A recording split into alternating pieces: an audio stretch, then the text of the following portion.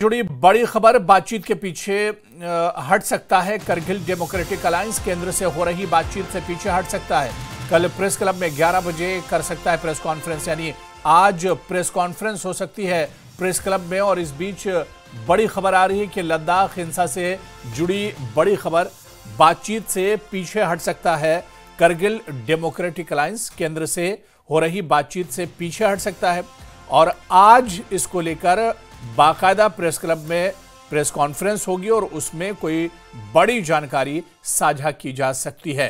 24 सितंबर को जिस तरह से हंगामा हुआ था, जिस तरह से पुरतशद्दुद प्रोटेस्ट हुए थे, और उसके बाद अब ये कहा जा रहा है कि बातचीत का दरवाज़ा खुल सकता है। लेकिन इस बीच जो बड़ी खबर आ रही है कि आज 11 बजे प्रेस क्लब में बातचीत होगी, प्रेस कॉन्फ्रेंस होगी और उसमें दरअसल कोई बड़ा ऐलान हो सकता है। लद्दाख हिंसा से जुड़ी खबर की बातचीत से पीछे हट सकता है करगिल डेमोक्रेटिक अलायंस और केंद्र से हो रही बातचीत से पीछे दरअसल हट सकता है।